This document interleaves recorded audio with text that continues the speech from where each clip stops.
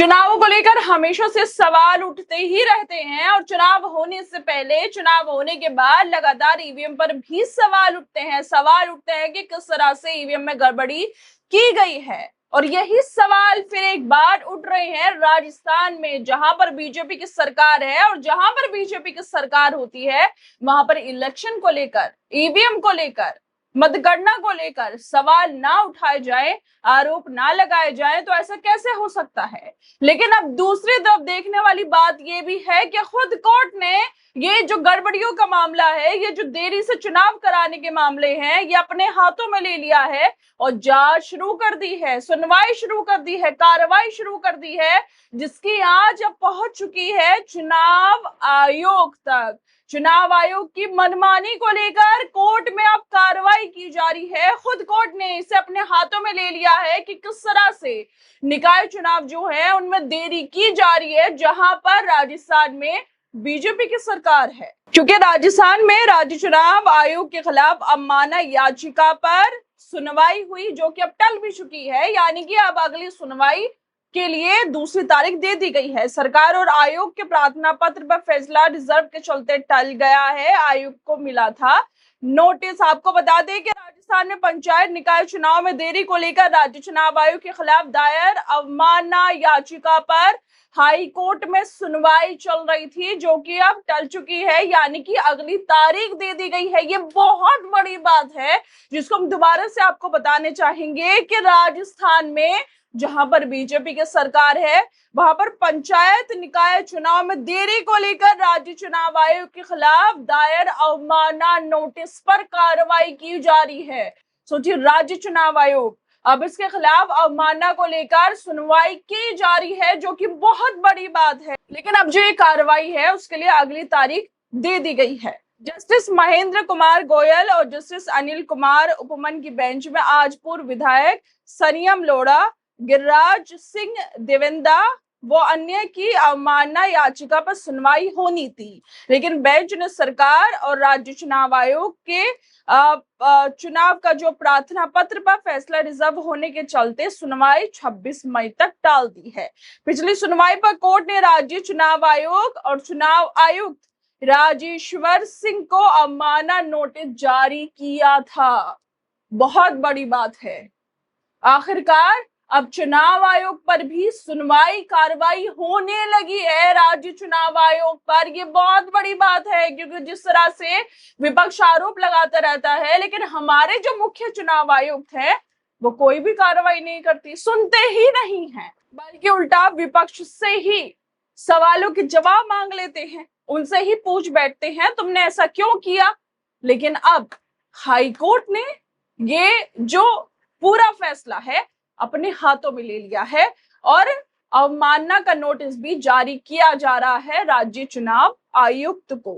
अदालत ने चुनाव आयोग से पूछा था कि उन्होंने हाई कोर्ट के आदेश के बाद भी निकाय चुनाव के लिए मतदाता सूचियों के पुनरीक्षण का कार्यक्रम तय समय सीमा से बाहर का कैसे जारी कर दिया।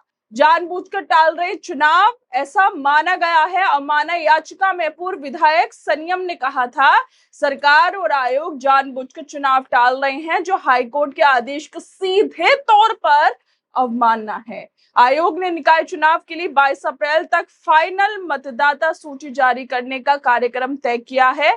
ऐसे में साफ है कि निकाय चुनाव किसी भी हाल में हाईकोर्ट द्वारा तय 15 अप्रैल की समय सीमा में पूरे नहीं हो सकते।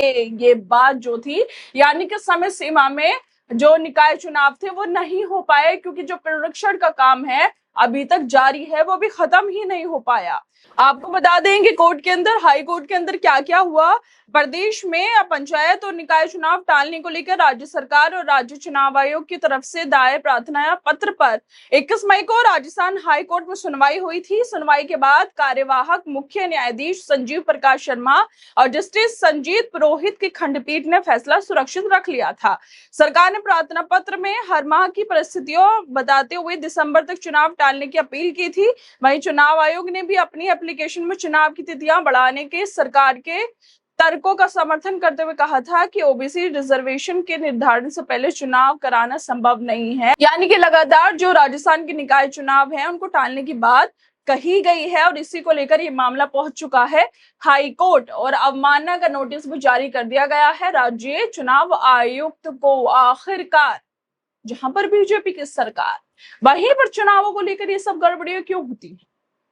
कभी ईवीएम में हो जाती है गड़बड़ियां, कभी गड़बड़ी ये सामने आती हैं कि बैलेट पेपर बाहर पड़े मिले, कभी स्ट्रांग रूम के कैमरे बंद हो जाते हैं, सीसीटीवी। इसके अलावा जो स्ट्रांग रूम के बाहर गाड़ियों की आवाजाही होती रहती है, जब चुनाव होते हैं, मतदान होते हैं या फिर काउंटिंग होती है, उससे पहले ये सब चीजें सामने आती हैं, ऐसी वीडियो सामने आती है। विपक्ष यही आरोप लगाता है और अब फिर एक बार आरोप लग रहे हैं कि भाई राजस्थान के अंदर जहां पर बीजेपी की सरकार है, चुनाव नहीं होने दिए जा रहे, चुनाव टाले जा रहे हैं लगातार। दिसंबर की अब सरकार ने बोला है कि दिसंबर तक हमें टाइम दिया जाए। आखिरकार ये चुनाव क्यों टाले जा रहे हैं? बीजेपी के राज्यों से ही चुनावों को लेकर ये सब बातें क्यों सामने आती हैं? ये बेहद बड़ा सवाल है और सवाल ये उठना भी चाहिए। केंद्र में बीजेपी की सरकार है और उसके बाद अगर इस तरह का जो ये आरोप है कोर्ट तक मामला जाता है तो ये वाकई चिंता की बात है। जिस तरह से हाई कोर्ट ने अवमानना का जो ये नोटिस जारी किया था और अब ये सुनवाई फिलहाल इस पर चल रही है और अगली तारीख भी दे दी गई है, लेकिन इससे पहले बॉम्बे हाई कोर्ट का एक फैसला भी बहुत ज्यादा ऐतिहासिक था और ये ऐतिहासिक इसलिए था क्योंकि पहली बार बॉम्बे हाई कोर्ट ने ईवीएम यानी कि इलेक्ट्रॉनिक वोटिंग मशीन की जांच और निरीक्षण की अनुमति दी थी। पहली बार ऐसा हुआ है देश के अंदर, ऐतिहासिक फैसला ये, आप इसको मान लीजिए कि ईवीएम की जांच को लेकर बॉम्बे हाई कोर्ट ने अनुमति दे दी थी, जिसके बाद जांच कराई भी गई थी। ईवीएम पर सवाल उठते रहते हैं और ईवीएम पर सवाल ये पहली बार नहीं उठ रहे और सिर्फ हमारे देश में नहीं उठते, ये सवाल उठते हैं अमेरिका में भी, बाकी देशों में भी। कई देशों में ईवीएम बैन भी है और इसको लेकर एलोन मस्क हो या फिर खुद डोनाल्ड ट्रंप हो, वो भी काफी कुछ कह चुके हैं। मतपत्रों को लेकर उन्होंने कहा था कि ये ठीक है, ईवीएम में गड़बड़ी हो सकती है। अब वापस अपने देश की तरफ लौट कर आए तो आपको देखने को मिलेगा कि किस तरह से बिहार हो या फिर अभी जो चुनाव हुए हैं पश्चिम बंगाल हो, झारखंड हो या फिर हरियाणा हो, मध्य प्रदेश हो, कहीं भी चुनाव हुए हो, ईवीएम को लेकर सवाल उठते ही हैं। मतपत्रों से चुनाव कराने की बात की जाती है, जो कि पंजाब के स्थानीय चुनाव में देखने को मिल भी रहा है कि वहां पे मतपत्रों से चुनाव किए जाएंगे, जिसका बीजेपी विरोध कर रही है कि ईवीएम आनी चाहिए और ईवीएम जहां पर है वहां पर चुनाव को टालने की लगातार बात की जा रही है। राजस्थान में यहाँ पर स्थानीय जो चुनाव है, निकाय चुनाव, उनको लगातार आगे बढ़ाने की बात की जा रही है, जिसको लेकर अवमानना नोटिस भी अब जारी कर दिया गया है, जो कि बहुत बड़ी बात है। क्योंकि अगर ईवीएम को लेकर, चुनावों को आगे बढ़ाने की तिथियों को लेकर अवमानना का नोटिस जारी किया जाता है राज्य के चुनाव आयुक्त को, तो ये वाकई बड़ी बात है। क्योंकि चुनाव आयुक्त क्या कर रहे हैं देश के, वो सब लोग देख रहे हैं और ऐसे में कोर्ट का इस तरह से चुनाव आयोग पे कार्रवाई करना, ये वाकई ऐतिहासिक है, ये वाकई तारीफ के काबिल है और ऐसा होना भी चाहिए। ये विपक्ष की एक बड़ी जीत भी है, क्योंकि जिस तरह से मैं बार बार आपको बता रही हूँ कि विपक्ष ही आरोप लगाता रहता है, लेकिन चुनाव आयोग सुनते नहीं है। लेकिन अब कोर्ट ने खुद कार्रवाई करने की, सुनवाई करने की ठान ली है, अपने हाथों में ये फैसला ले लिया है और अवमानना का नोटिस भी जारी कर दिया है। और ये जीत सिर्फ विपक्ष की नहीं है, ये जीत है लोकतंत्र की। हम एक ऐसे देश में रहते हैं जहां पर लोगों का शासन है, लोग चुनते हैं, लोग ही सत्ता में, लोग जो नेता होते हैं उनको बिठाते हैं, लोग ही सर्वोपरि हैं, क्योंकि ये देश लोकतंत्र है, ये देश लोकतांत्रिक है, लोकतंत्र यहाँ पर है, संविधान यहाँ पर है और लोग ही चुनते हैं किसको सत्ता में बिठाया जाए।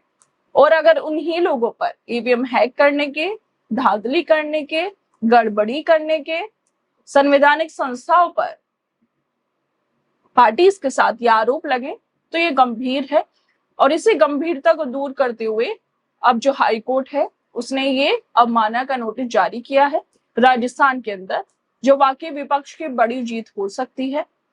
और चुनाव आयोग पर कार्रवाई करना चुनाव आयोग को दिखा सकता है कि देश कानून से चलता है, किसी की मनमानी से नहीं। खैर दोस्तों, आप लोगों को क्या लगता है इस वीडियो को लेकर? हमें अपनी राय जरूर दें।